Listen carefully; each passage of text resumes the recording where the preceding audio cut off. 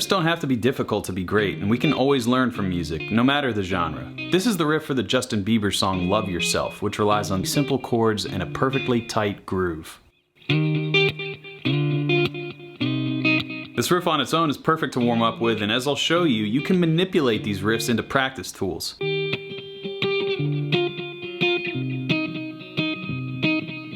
So here you'll notice I'm playing the exact same chords as before, but I'm using a different finger style.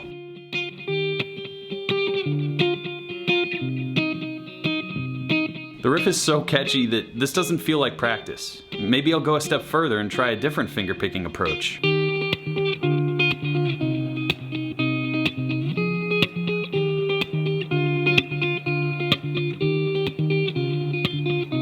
There's still more meat on the bone too, because I can turn this into a jazz standard by adding just a few extra notes.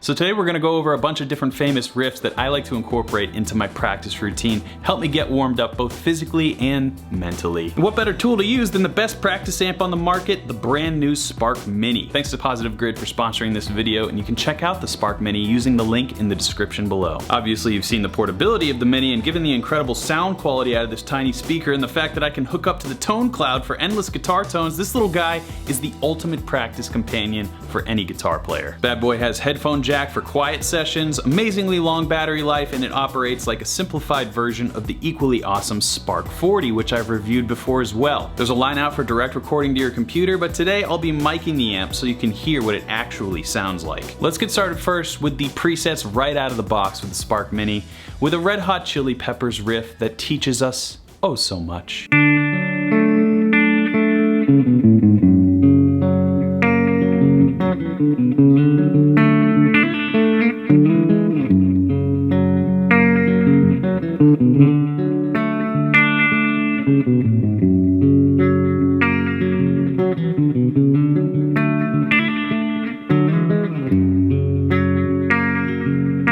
So aside from this riff just being ultimately awesome to play all the time, there are so many different ways we can approach it in our practice routine. First of all, just the riff itself is a great exercise, but if we think about what these chords are doing, so we start with this nice D major, just a straight root, third, fifth, and there's the root again.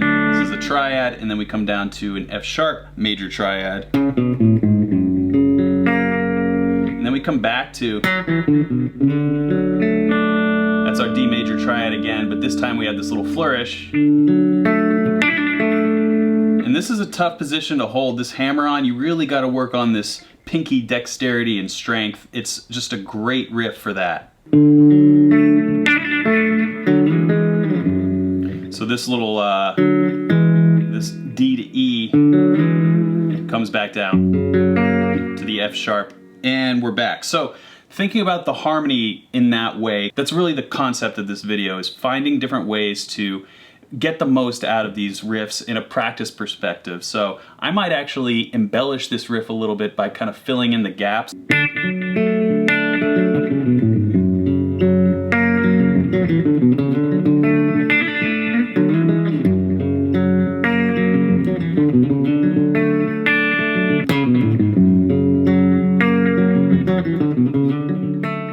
We're gonna move to the lead preset, which is kind of like a rhythm crunch sound with some delay.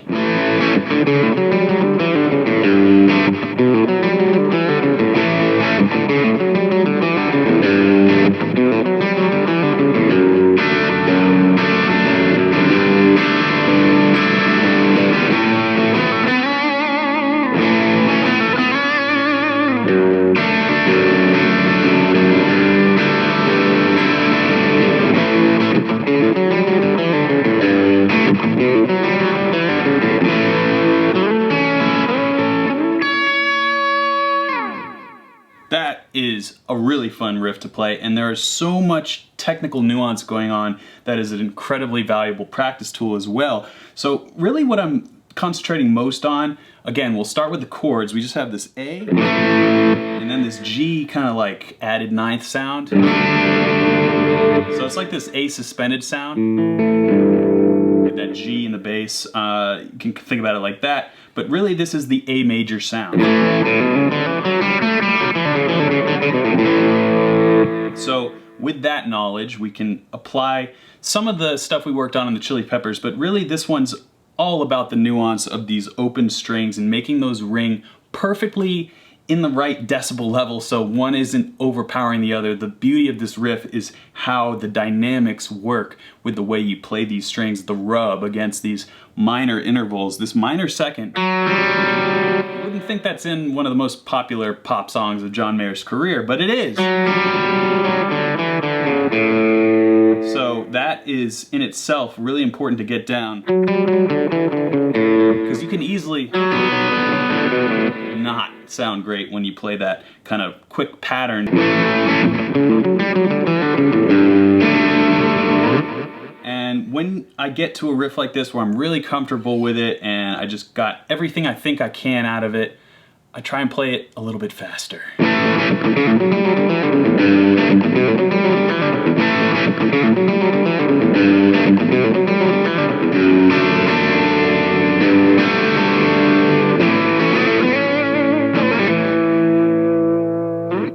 And when you can get it up to that speed, playing it at the traditional speed may feel a little easier. So a couple great guitar riffs that can fit into any guitar player's practice regimen. But we are guitar players. We want to solo, don't we?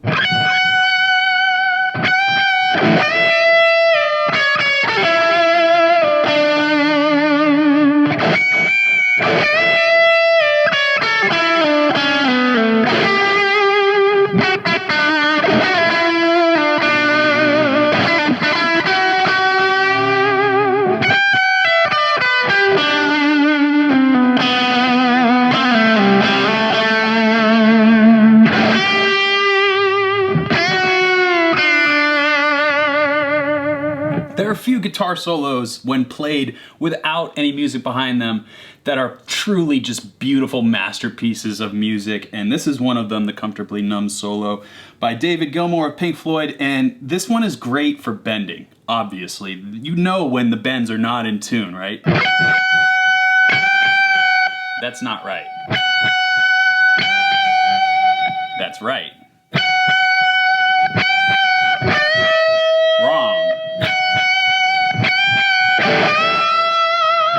Right. So, anytime I'm working on this guitar solo, I am paying close attention to the bends and the intonation, because that is the most important skill any guitar player can have. It doesn't matter what genre you play. And I say that as a guitar player who once was not good. I'm still not that great, but I'm all right. And of course, that's what practice is for, to get better. So with this guitar solo, other than just playing it note for note, I actually do the opposite of what I'd done in previous riffs, where I'll slow this one down, painfully slow, to get those bends and intonations perfectly correct.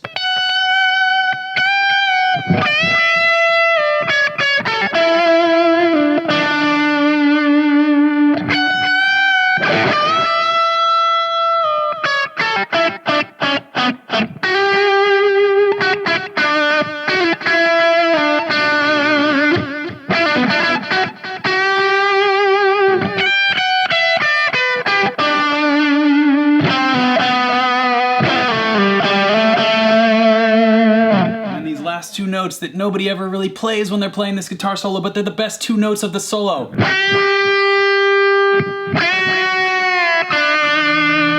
3 notes of the solo. It is so fun to play those last few.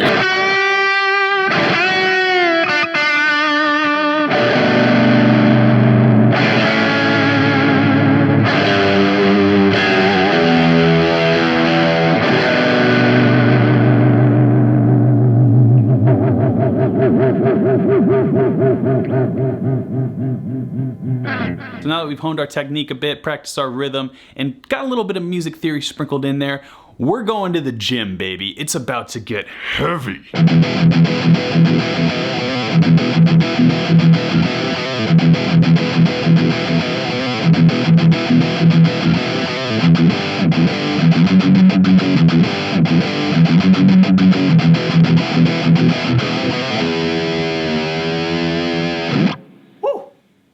can't tell, but my muscles grew 10%. This riff, there really isn't much to it. Just practice it. It's really fast. I wonder if I'm playing this Metallica riff up to speed. Well, if I really want to know, I can just turn the Spark Mini into a Bluetooth speaker real quick, and this will allow me to really hear the nuances of the tempo. How fast is this thing? Am I even close?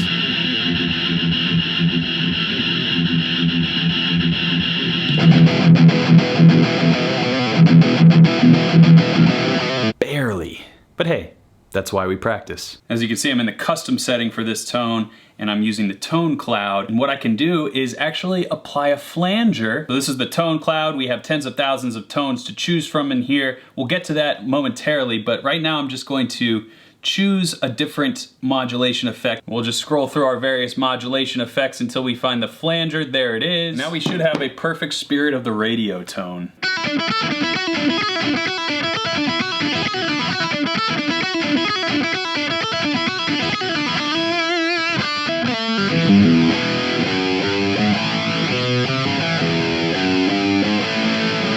Damn, this is a really fun one to play. The flanger just sounds so good with this riff. If you turn it off, this doesn't quite have the same bite.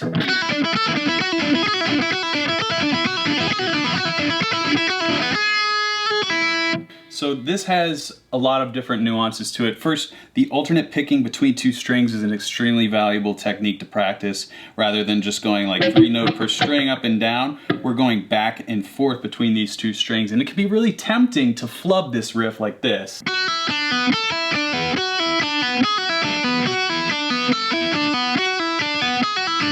We're not pulling off from the B, we're actually returning to the E string after we pick that B string, so the pattern is such. Instead of. So that is how you can fake getting fast, is do the pull off right there instead of going back to the E string, but that wouldn't be correct and that would not be good practice. So we gotta get this.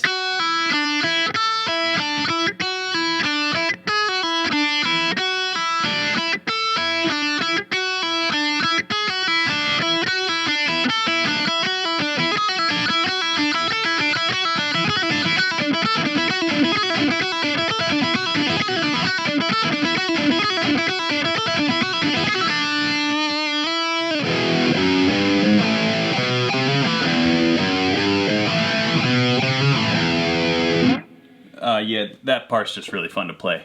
Learn that part too. Let's move on though. Now I've gone over the tone cloud in previous Spark videos, but if you're new to it, it is essentially this cloud in the sky full of guitar tones, tens of thousands of guitar tones that you can access on your phone, pair the app with the amp, and you are good to go with any guitar tone you can possibly imagine. I am going to type Cliffs of Dover. As you can see, somebody's uploaded their take on the Cliffs of Dover tone. Let's see what it sounds like.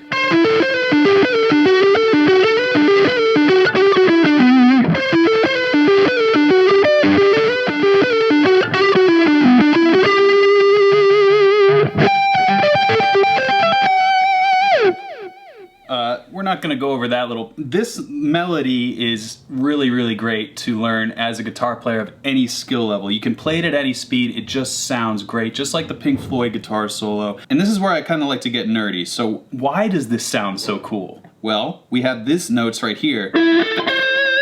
So if I think about this in what the notes are, we have an E, and then we have an A, and then we have a C. So that's an A minor sound. And then we come to this sound, which is sort of pulling us down because I know the next couple notes leads us to this, which is just like sort of outlining a D major. So that leads me to believe this melody is outlining. And you can hear that.